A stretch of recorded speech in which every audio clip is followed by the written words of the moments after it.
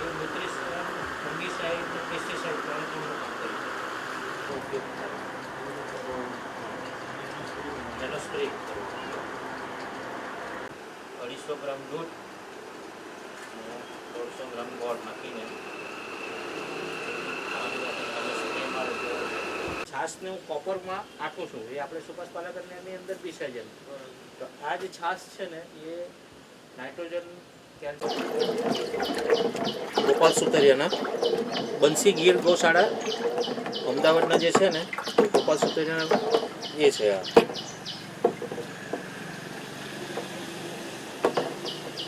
પછી બીજું અગાડી આ એન્ઝાઇમ એમ કહ્યું ને તે આ ખાટું છે એટલે લીંબુમાંથી બનાવેલું છે લીંબુના છોટલામાંથી એટલે આ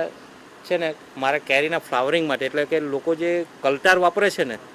રાસાયણિકમાં તો કલ્ટાર વાપરે તો ફ્લાવરિંગ આવે છે ને તો કલ્ટારના ઓપ્શન માટે આવેલું આ છે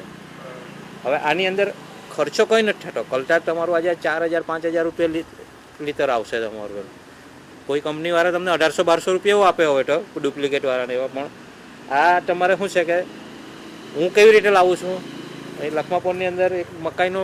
થેલાવાળો છે તો તે એટલે લીંબુ નીચવે છે ને જે છોટલા રાખે છે તો ત્યાં છોટલા મૂકી દે હું રોજના સવારે લઈ આવું 300 ગ્રામ 600 ગ્રામ જે છોટલા થાય તો આ હેલો આ એક પેપ્સીની બોટલ લઈ લઉં તો એની અંદર 300 ગ્રામ છોટલા નાખું 100 ગ્રામ ગોળ નાખું 1 લીટર પાણી નાખું અને આ એર ટાઈટ આ વસ્તુ બહુ ફાઇન થાય આને એર ટાઈટ બનાવી દઉં રોડે રોડે જઈને આ બધા પાણી પીને બાટલા રાખેલા હોય તો હું વણી લાવું 20 વર્ષ થઈ ગયા છે હા મને સબસિડી મળી હતી ત્યારે 5000 રૂપિયા તો ત્યારે કંઈક 18000 રૂપિયામાં તૈયાર થઈ ગયો હતો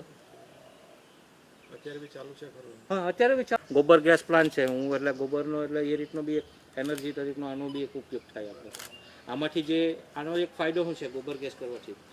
હવામાં જે ગાયના છાણની અંદર જે મિથેન ગેસ જે ખરો એ 4 ગેસ એનો મિથેન ગેસ છે મિથેન ગેસથી હું આ ગેસ ચલાવી દઉં તો આ અંગારવાયુ હવામાં નહીં જાય એટલે એ જીરીબી પોલ્યુશન નહીં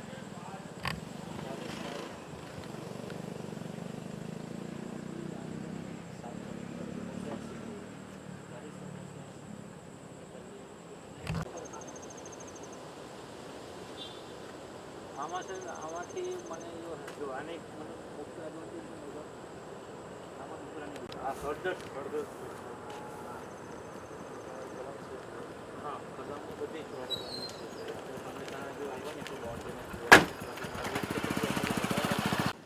મારું નામ શશિકાંત મોહનભાઈ પટેલ રહેવાનું નિશાળ ફળિયા વેલવાજ હું પોતે BA ભણેલો છું ખેતીમાં આવ્યો ખેતીમાં આવીને રાસાયણિક ખેતી કરતા હતા એટલે રાસાયણિક ખેતી જ કરી પહેલાં સ્ટાર્ટિંગમાં પણ રાસાયણિક ખેતી કરતાં કરતાં જ્યારે ખબર પડી મારું સ્વાસ્થ્યમાં બી થોડી તકલીફ થઈ અને અમારું જે ઉત્પાદન હતું એ ઉત્પાદનો ઘટવા માંડ્યું જે અમારે કેરીમાં પ્રોડક્શન જે 5000 મણ જેવી થતું હતું તેની જગ્યાએ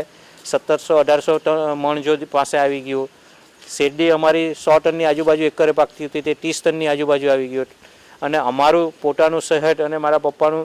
બી શહેદ કેમ કે અમે રાસાયણિક દવા અને ખાતરનો ઉપયોગ કરતા એટલે વારંવાર ખેતરમાં અમે રહેતા હતા એટલે અમારી શરીર પાસે બી એની ઇફેક્ટ જોવા મળી અમારું સ્વાસ્થ્ય બી બગડવા માંડ્યું સુભાષ પાલેકરજીના એક સેમિનાર 5 દિવસનો હતો તો એ 2016ની અંદર અમે સેમિનાર હું એટેન્ડ કરી આવ્યો અને સેમિનાર એટેન્ડ કરીને પ્રાકૃતિક ખેતી સુભાષ પાલેકર SPNF ચાલુ કરી એ શિબિર પછી પ્રાકૃતિક ખેતી ચાલુ કરી અને 2018ની અંદર શ્રી તારાચંદ વેલજીનો સુરત ખાતે દાદા ભગવાન મંદિરમાં અમે 5 દિવસની શિબિર એટેન્ડ કરી રવિશંકર મહારાજના બી 1-2 કલાકના સેમિનાર આવા પ્રાકૃતિકના બીજા અન્ય લોકોના બી પ્રાકૃતિક ખેતીના ગાયના આધારિતના બધાના સેમિનાર બધામાં મિટિંગમાં જતા હતા આપણે આ બધું કરતાં કરતાં ફાઇનલી અમે 2016થી હું પ્રાકૃતિક ખેતી કર્યો અને પ્રાકૃતિક ખેતી કરતાં કરતાં અત્યારે એવી શરૂઆતના ટાઈમમાં થોડીક મુશ્કેલીઓ પડી પણ પછી અનુભવ કરતાં કરતાં જાતે થોડું અંદરથી આમ તેમ કર્યું કોઈ બીજા કોઈ ખેડૂતે સારું કર્યું તો તેની વિઝિટો લીધી જેવા મહારાષ્ટ્રમાં અમે ગયા મધ્યપ્રદેશમાં ગયા જે સારા ખેડૂત આપણા ગુજરાતમાં છે ત્યાં બી ગયા પછી ભાસ્કર સાવે આપણા ઉમરગામની અંદર હતા તો એમની ફાર્મ પાસે બી 2-3 વખત વિઝિટ લઈને અમને ત્યાંથી બી જ્ઞાન મેળવ્યું અને જે મુશ્કેલી હતી એ બધી મુશ્કેલીઓનો થોડો અમને ત્યાંથી સોલ્યુશન બી મળતું રહ્યું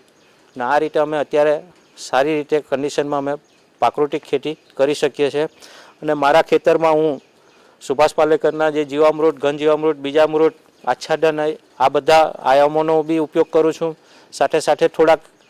તારાચંદ બેલજીના જે એન્ઝાઇમ છે તો એની ફોર્મ્યુલા છે તો એ ફોર્મ્યુલા બી ઉપયોગ કરું છું. તેવી જ રીતે અગ્નિહોત્રનો બી ખેતરની અંદર ઉપયોગ કરું છું. અગ્નિહોત્રની બી